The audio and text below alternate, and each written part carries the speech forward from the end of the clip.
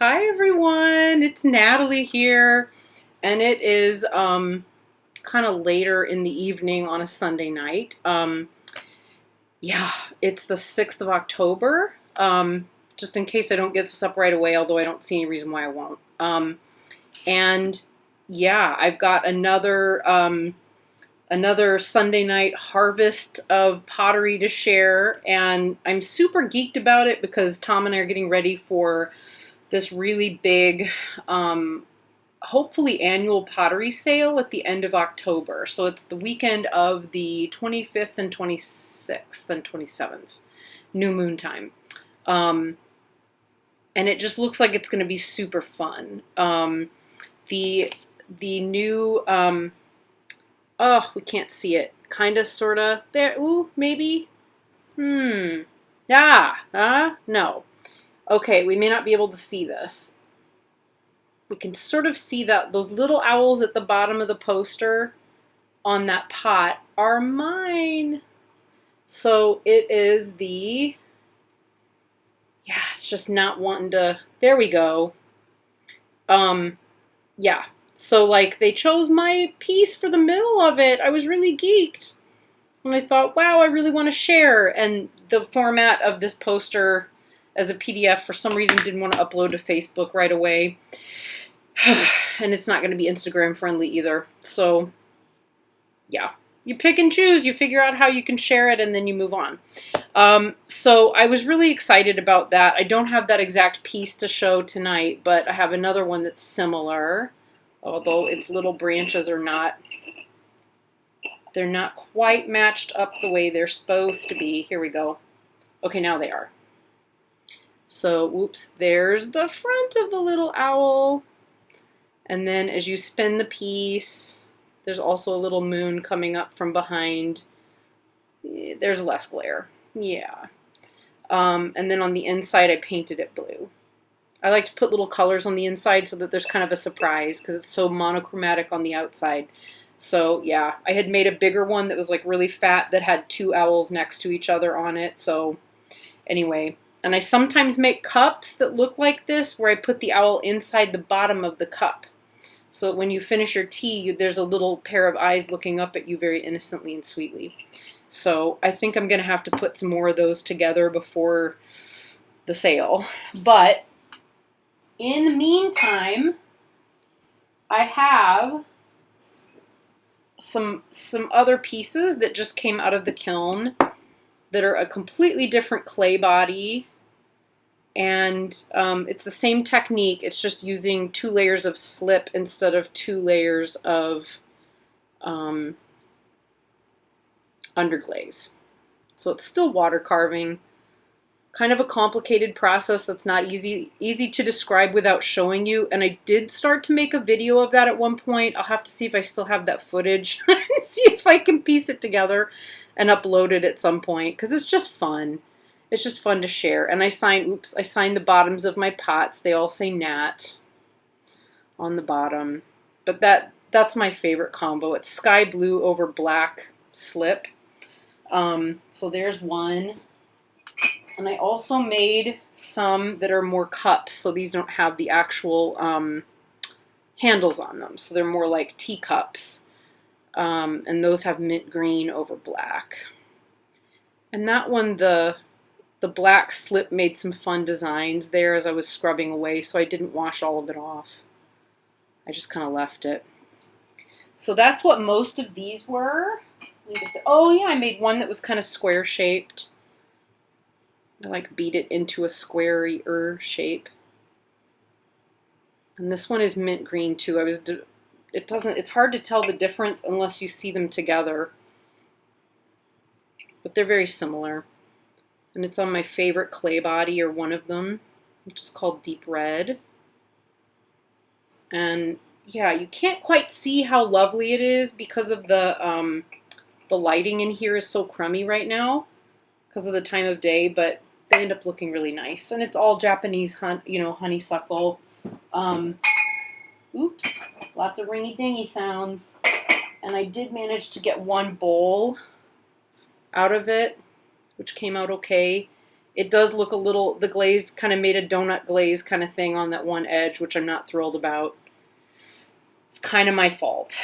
Kind of my fault. I forget sometimes where I need to like draw the line on this particular clear glaze. They're all different. I mean, it sounds like they should all be the same, but all clear glazes are not the same. Just throwing that out there. They tend to differ just a little bit. And I forgot about these other little guys. I hope you can still hear me while I'm bending over into my box. But I also made these cute little candle holders. And they're Buddhas. And there's a long story that goes into how I ended up making these. But these are in the cave. These are the caves in the hillside in Afghanistan, where the Bamiyan Buddhas are. So there's another one. And I've taken liberties with what the Buddhas look like carved out of the hillside because, well, because they look kind of more like this. And when people didn't have that frame of reference, they weren't picking up that they were Buddhas. So I realized that's why artists don't do things exactly the way things are. Sometimes we just have to make little alterations.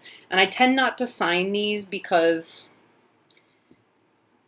it's hard to explain. They don't feel like pieces that need to be signed, but they're really lovely when you put light in them.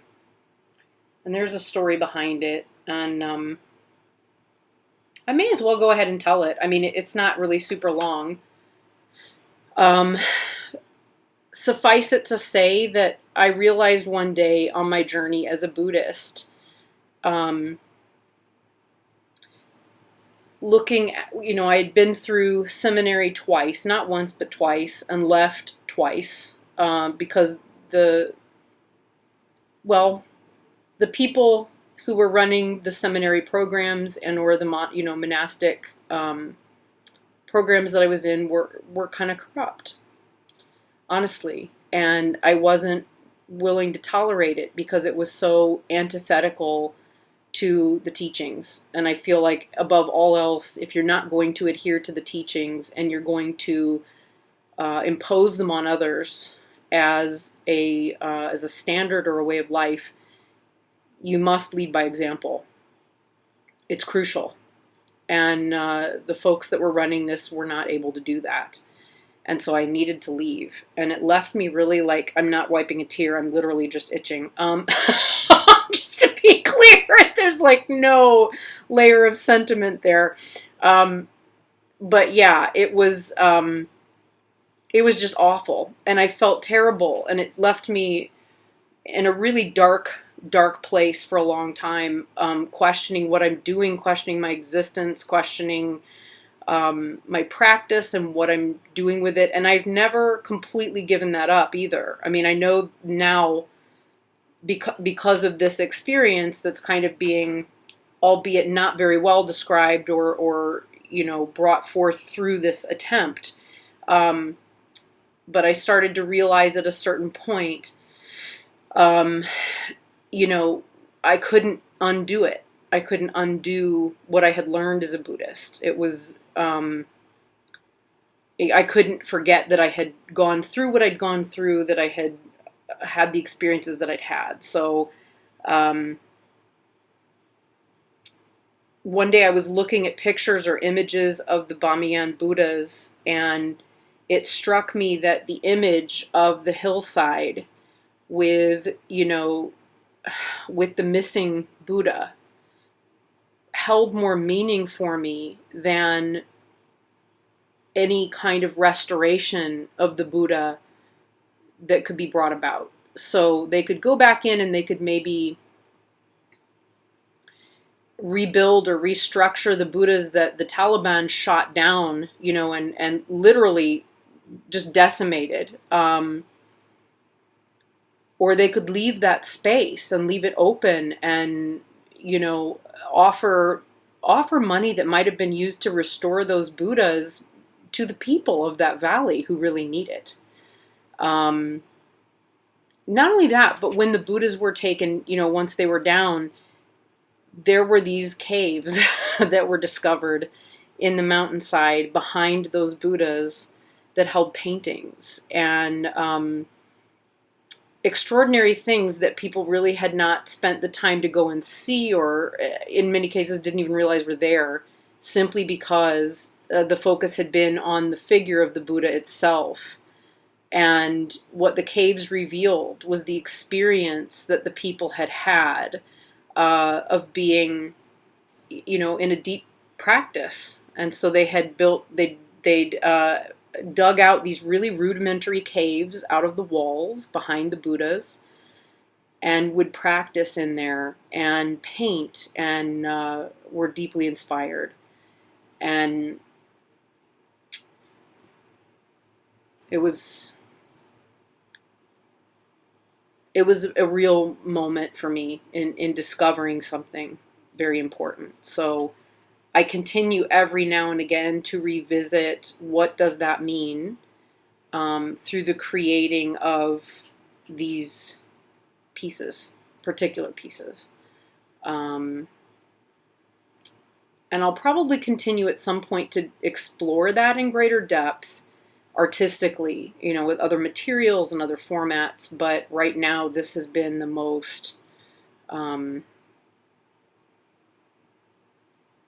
simple, I guess, obvious way to do it. So that's what we have. So that's what's behind those. I had no intention of ever talking about that. It was just like, oh, these are here. I guess I could explain where those are coming from, because they're, they have meaning and have had a lot of meaning on my journey. So, yeah. And there's the statue. There it is. Whoa, where did it go? I can't, it's that side. It's there. There it is. There's the statue. So, yeah. Yeah. But why I came on, not that it even matters at this point, was because I have this wonderful thing in the mail that got me so geeked and excited. And it is the Tarot de Sainte Croix by Lisa de Sainte Croix. And I've been wanting this deck for so long, and I had finally thought, okay, I'm going to order it. Because I realized she was on Amazon. So I thought, perfect, I can get it and know that it'll come and it'll be safe.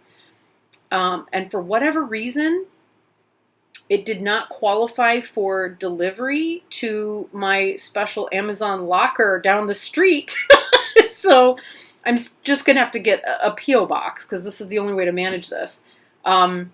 So what I ended up having to do was have it sent to my friend's house again. And my friend has been through hell in the last month.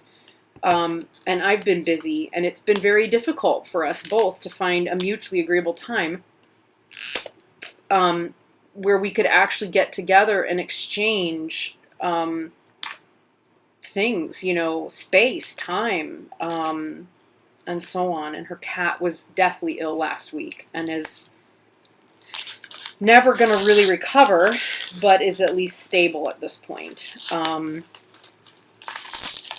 So yeah, I don't know. I have no judgment whatsoever. And I feel like I would have made some different choices than she did. And yet she's my friend, so I fully support her. I don't believe that Griffin, the kitty, is suffering so much that he's not able to enjoy his time and his life with her. So that's the main thing. But suffice it to say, when we did get a chance to say hello and have a hug and see each other today, I was really happy because I could also pick up my deck. And I have some other stuff, other things that had arrived. These have been accumulating for weeks, probably the better part of a month. Wow. So I've heard that this was not so orange in person, but I have to say it's pretty orange. It could be, again, just the lighting. This is a nice snug fit to the box. You'll be happy to know. Oh my gosh, I'm so happy. I feel like maybe this is made by the same, or printed by the same people who print for Arnelando. I don't know. It feels like it. Oh, I'll bet I... All right, there might have to be a sniff test that goes on between the two. I feel like maybe it is. I'm pretty sure. God, this is gorgeous. It is wrapped in saran wrap.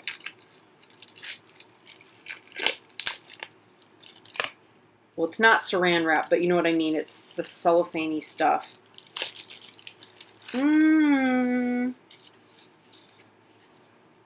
Not quite the same cardstock. Maybe it's not. It's not necessarily. I don't think it is the same printer. I thought maybe it was. Boy, it's close.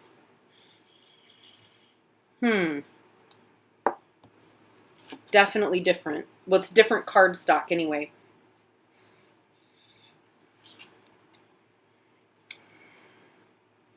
Different printer. Different printer. Also, I noticed right away the inside of the box is white, whereas the ones that Arnell has on her decks are more of like they look like the cardboard color. So slightly different there. Ways we figure things out, eh? And it's a lighter weight cardstock. It's still very nice. Very nice. Very shuffleable, lovely cardstock.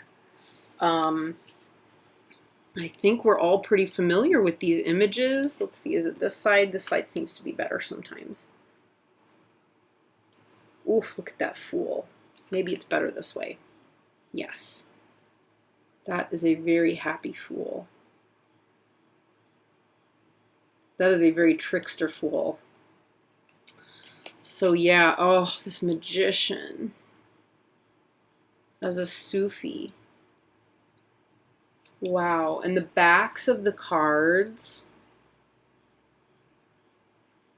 fully reversible. I was thinking of these backs tonight when I was looking out at the sky. We don't have a full moon right now, obviously, but you know, the way the clouds were in the sky is what it kind of looked like, and it was so pretty.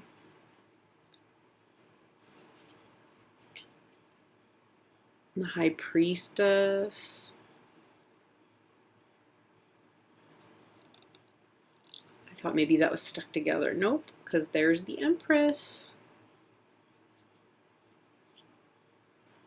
And the Emperor. And the Hierophant. Wow. I forgot about this Hierophant. Wow. And I practice Tibetan Buddhism now. Wow. Wow, that's so wild. That just made this deck mean more to me because of that Hierophant. Wow, and I'm also just aware my skin looking so red. I'm really allergic to chrome, like really bad. And I knew it was bad, but they were firing kilns downstairs, and I was down there today, and I was handling things, and it's been okay as long as I wash my hands, but I think because they were firing kilns and it was airborne, yeah, I may be slathering up with stuff because I can feel itching coming up in various parts of my face. So the Lovers, and it's very autumnal. Wow. The Chariot.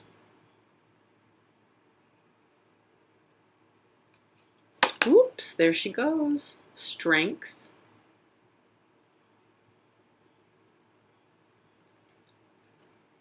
The Hermit.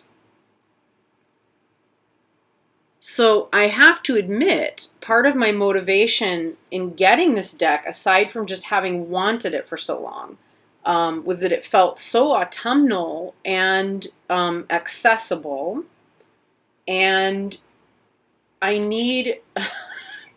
So if I'm going to go and read this month at 2 major public events where I'm working with clients, and I wanted to have, you know, I wanted some of my creepier decks I need to have an alternative for people that are not, are just not going to be up for this, because I understand. I really do. And I understand, where is it? I understand why somebody being greeted by the Marigold Tarot is not going to necessarily feel very happy about it, right? There's a lot of skulls and it's kind of freaky. And, when people who are big and brave tell me that they sometimes are creeped out by it, I kind of listen to that, I kind of listen to that. And I think I actually heard that after I had already ordered this one. But as I started looking at what kinds of cards do I want to use, or decks do I want to use at these events?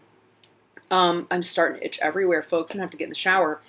But it did start to make me go, oh, I should really think about having a deck there that feels right and that is not creepy. So, and this is a beautiful deck really for any time of year, but it's got that kind of wonderful, it's very autumnal feeling, for those of us who don't live in the Southwest, and this is not creepy. I mean, even this death card is really, it looks like an especially cheerful card, way more cheerful and sweet than anything in the, Santa Muerte Tarot, and it's definitely a lot more cheerful than anything in the Marigold Tarot. So, yeah, that's just a good thing to keep in mind. Oh, that Temperance card, wow. That's an angel overseeing a human undertaking their own alchemy. Wow, thank you. I love that. Oh, yeah.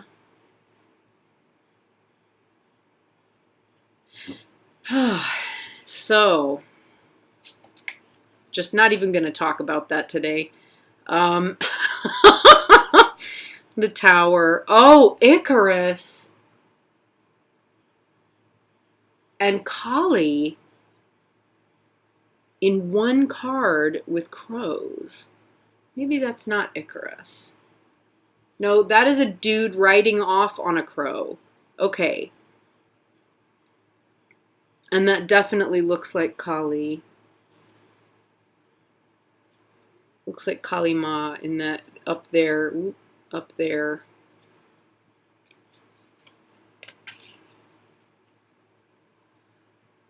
Oh. I love that. It's so interesting how you think when you're buying a deck, like, oh, that's right, it was better. Was it better here? I don't think it's better either way. You think you're buying a deck that you know already, and wow.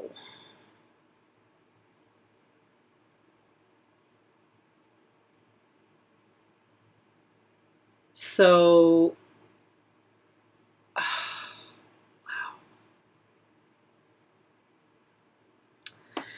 So many things in that card. We have the 2 pillars of the High Priestess in here. And thinking about enlightenment and how those lotuses don't grow without bringing what's dark to the light. I'm also hearing it's not the moon itself, it's the finger pointing at the moon.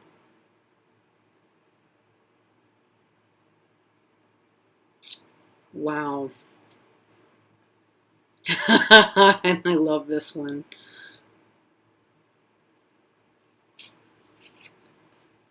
Oh.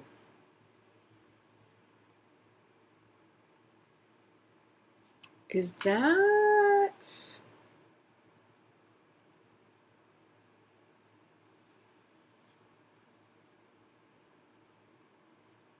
Huh.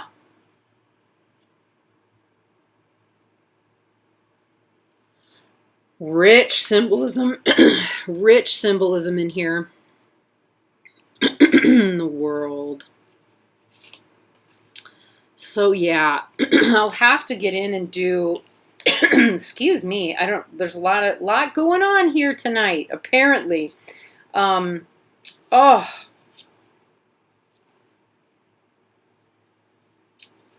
Yeah. Oh my God.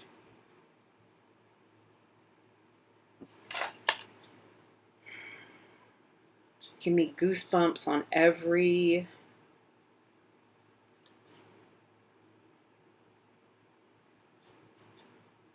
Wow.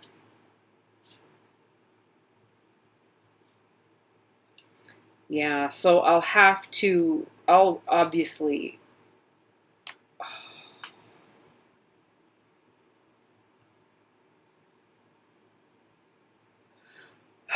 I will so be coming back for a walkthrough.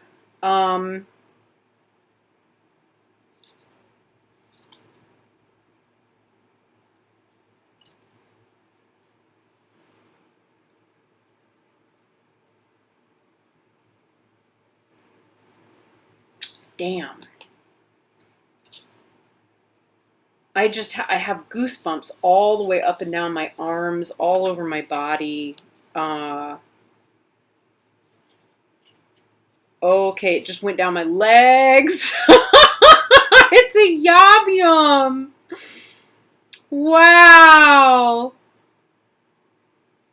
Oh my God, they're so beautiful. Wow.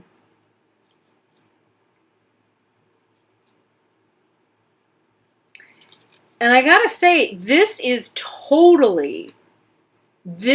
I love this interpretation of the Six of Pentacles. Can I just say, when I get sixes that come up, oh, there's a whole thing. I've got to do some updating about the way I've been reading and the way some meanings have changed and the way numerology is shifting things in my readings and die casting and all of that. But, suffice it to say, when the Six of Pentacles comes up, instead of seeing it as, money, generosity, giving and taking, and so on, more and more, for me, it's been about relationship. And I am wondering if that is closer to, it's not an RWS meaning. I'm wondering if it's closer to Atea. And I'm really not well versed in Atea's meanings at all. I will be completely honest and upfront with that. And I cannot draw to mind the Thoth interpretation off the top of my head. It may be that it's coming from there too. Regardless, it has been what is coming up in terms of what I'm seeing, whether or not I've read it before, even though it's not what's in the decks that I have right now. Weird how that works. Sometimes downloads are a thing. I mean, but I also like to know where is somebody actualized and rooted that down somewhere. Holy crap, that is freaking brilliant. So I just saw Julianne Victoria of Through the Peacock's Eyes do a tea leaf reading not long ago, and it was really good. It was so exciting to watch her do that. So Julie, I don't know if you have this one yet, but yeah, thought of you. And I can't, of course, not think of, the beautiful Nina. I was about to say my lovely Nina, but she's everyone's lovely Nina from Shuffle Tarot, because she loves this deck so much. I'm just in awe. I don't know what to say. This is so exciting. So I'm going to sit and play with my deck and do a walkthrough / discussion about it at some point. Oh my gosh, I just found a new friend. It's so exciting. I love that. It wants to talk to me right off the bat and has so much to tell me that's like completely in harmony with where I've been seeing things. I now need to go look up that meaning with Atea and see if that's a thing. All right. I love you, beautiful people.